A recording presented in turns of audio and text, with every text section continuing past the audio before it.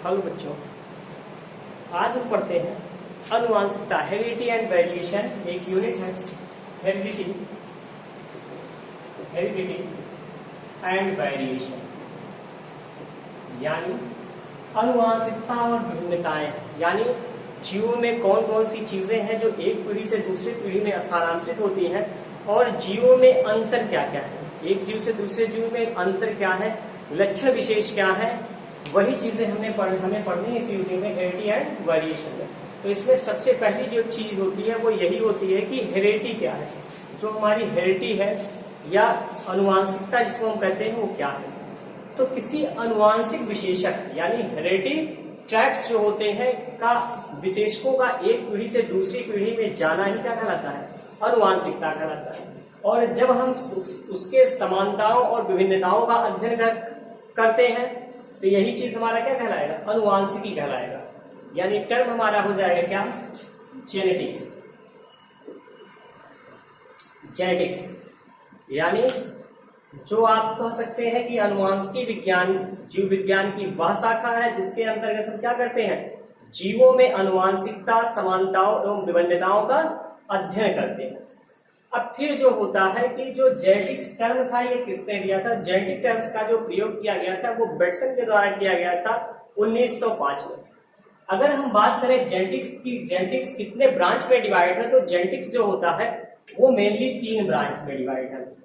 कितने ब्रांच में, 3 ब्रांच में। पहला जो ब्रांच होता है that is called transmission genetics, transmission genetics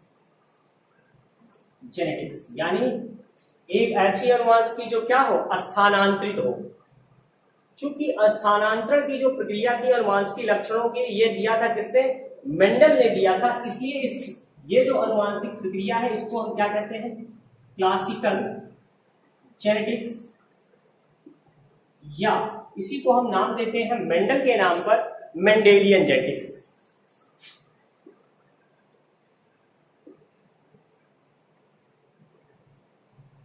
Mendelian genetics.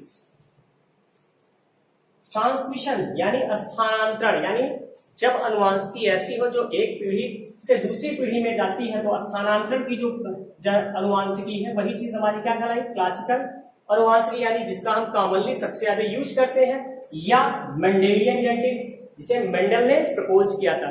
चूंकि जो ये हमारी जेनेटिक्स है इसे मेंडल के बेस पर रखा गया है, इसलिए ये क्या है, ओल्डेस्ट टाइप ऑफ, यानी सबसे पुरातन जो अनुवांशिकी है वो ओल्डेस्ट टाइप की अनुवांशिकी भी मानी जाती है, या ओल्डेस्ट अनुवांशिकी भी इसे कहा जाता है। इसमें होता क्या है, जो जीन होते हैं आप कह सकते हैं इसमें कि transmission of gene from one generation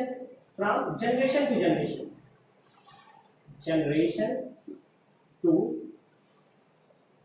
generation, यानी जो जीन है उनका स्थानांतरण होता है कहां, एक पीढ़ी से दूसरी पीढ़ी में। अब दूसरी अनुवांशिकी जो हमारी है ये कहलाती है मॉलिक्यूलर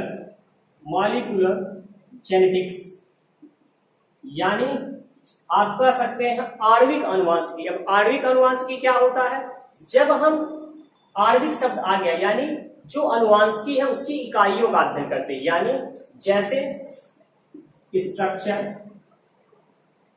एंड फंक्शन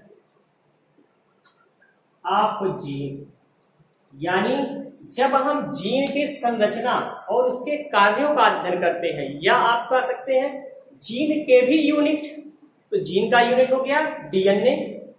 तो जब हम डीएनए के स्ट्रक्चर या डीएनए की फंक्शन की भी स्टडी करेंगे तो वो भी हमारा किसमें आएगा, मॉलिक्यूलर जेनेटिक्स में आएगा, यानी आणविक जो अनुवांशिकी है वो भी रखा गया है किसके अंतर्गत, आणविक अनुवांशिकी के अंतर्गत। और जो तीसरा हमारा है, तीसरा होता है पॉपुलेशन जेनेटिक्स, यानी पॉपुलेशन अनुवांशिकी।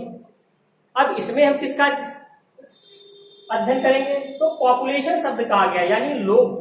अब लोग या समूह, किसी एक एनिमल स्पीसीज का जो ग्रुप होगा उस ग्रुप, तो उस ग्रुप में हम किसका अध्ययन करेंगे, तो डिस्ट्रीब्यूशन एंड बिहेवियर आप कह सकते हैं, डिस्ट्रीब्यूशन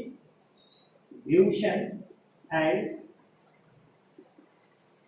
बिहेवियर ऑफ जीन, यानी जो किसी एक एरिया में या एक एरिया से दूसरे एरिया में जो स्थानांतरण हुआ है किसका, जीन का, या जीन के कारण उस जीव विशेष में जो अंतर उत्पन्न हुआ है, वही अंतर, वही स्वभाव, उन्हीं स्वभावों का अध्ययन हम करेंगे किसमें, पॉपुलेशन जेनेटिक्स में। यह इंटरब्रीडिंग स्पीशीज में भी हो सकता है, इंटरब्रीडिंग स्पीशीज में भी हो सकता है, या रिलेटेड स्पीशीज में भी हो सकता है, यानी यह समूह के एक आंतर कोशिकीय जो आंतर समूह है, प्रजातियां हैं, उनके बीच में भी हो सकता है, या संबंधित जो जातियां हैं उनके बीच में भी हो सकता है। तो इस तरीके से जो हमारा जेनेटिक अनुवांशिकी शब्द है यह 3 पार्ट्स में डिवाइड हो जाता है। एक ऐसा अनुवांशिकी जिसमें हम क्या करते हैं, अनुवांशिकी का अध्ययन करते हैं मेंडल के नियम और शर्तों के आधार पर। दूसरी ऐसी अनुवांशिकी होती है जिसमें अनुवांशिकी का अध्ययन करता है किसके, जीन, यानी अनुवांशिकी की जो इकाइयां हैं उन इकाइयों के संरचना और संगठन और कार्य के आधार पर। और तीसरी जो होती है उसमें हम ये देखते हैं कि उस जीन का फैलाव कितनी दूर तक है, जीन का स्थानांतरण कितनी दूर तक है और जीन का स्वभाव कैसा है, उसके आधार पर हम अध्ययन करते हैं। तो इस तरीके से जो अनुवांशिकी है वो 3 पार्ट्स में डिवाइड हो जाती है। अब इसमें सबसे पहले अनुवांशिकी को हम स्टार्ट करते हैं, यानी ट्रांसमिशन जेनेटिक्स या क्लासिकल जेनेटिक्स, या जिसे हम कहते हैं क्या, मेंडेलियन जेनेटिक्स। लेकिन उससे पहले हमारा अभी तो टर्म क्लियर हुआ क्या, हेरिडिटी। अब दूसरा टर्म हमारा स्टार्ट होता है वेरिएशन, भिन्नता। अब अगर हम बात करें वेरिएशन की, तो जो वेरिएशन होता है, वेरिएशन की बेसिकली 2 कैटेगरी बनती है। एक होता है सोमैटिक और दूसरा होता है रिप्रोडक्टिव। यानी जो भिन्नताएं होती हैं इन्हें 2 कैटेगरी में बांटा गया। एक ऐसी भिन्नताएं जो शारीरिक संरचना के आधार पर हो, जिसे हम कहते हैं दैहिक भिन्नताएं, और दूसरी ऐसी भिन्नताएं जो जनन अंगों के आधार पर हो, जिसे हम कहते हैं जनिक भिन्नताएं। कुछ ऐसे जीव होते हैं जिनकी शारीरिक संरचना पर ही हम जीवों को अलग अलग कैटेगरी में रख देते हैं, तो वो दैहिक भिन्नताएं हैं। जबकि कुछ जीवों को हम उनके जनन अंगों के आधार पर एक से दूसरे ग्रुप में स्थानांतरित कर देते हैं। तो ऐसे जीवों को हम क्या कहेंगे, किसके अंतर्गत हमने रखा उसका अध्ययन, ये हमारा कहलाता है जननिक वंशागत। अब अगर हम बात करें मेंडेलियन जेनेटिक्स की, यानी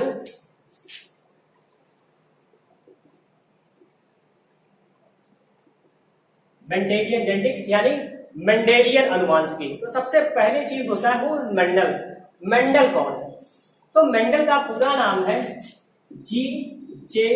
मेंडल, यानी ग्रेगर जॉन मेंडल।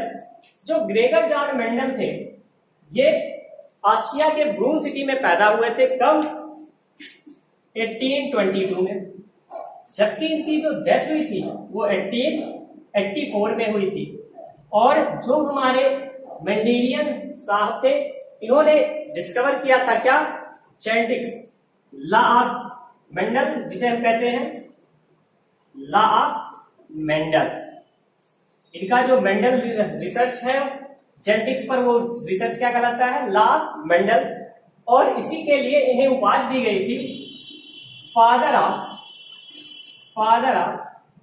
जेनेटिक्स, यानी अनुवांशिकी का जनक, जो कि इन्हें दिया गया था 19वीं सेंचुरी में।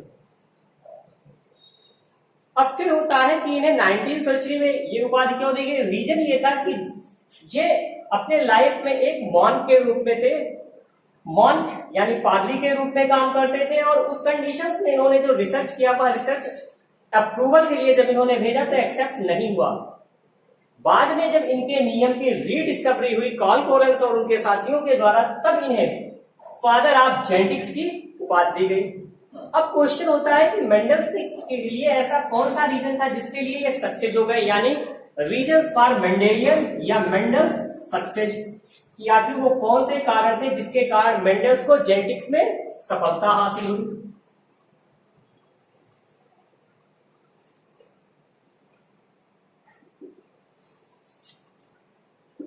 रीजंस फॉर मेंडल्स सक्सेस, यानी मेंडल की सफलता के कारण क्या क्या थे। अब सबसे पहली चीज है कि जो मेंडल थे,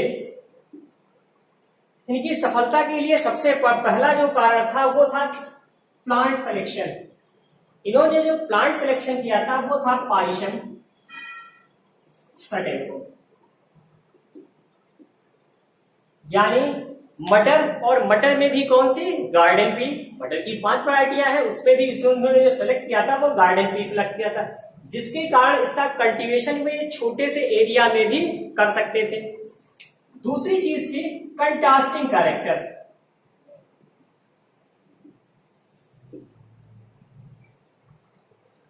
कंट्रास्टिंग कैरेक्टर यानी विरोधी लक्षण। जो मटर के पौधे थे उसमें विरोधी लक्षणों की संख्या 7 थी। कौन कौन से थे अब वो जान लीजिए।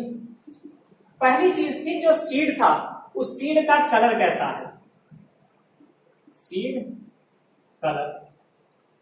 एक आपका होता है डोमिनेंट और एक रिसेसिव। डोमिनेंट का मतलब है वे लक्षण जो अपना प्रभाव प्रदर्शित करते हैं, और रिसेसिव यानी वे लक्षण जो अपना प्रभाव प्रदर्शित नहीं कर सकते हैं, यानी प्रभावी और अप्रभावी।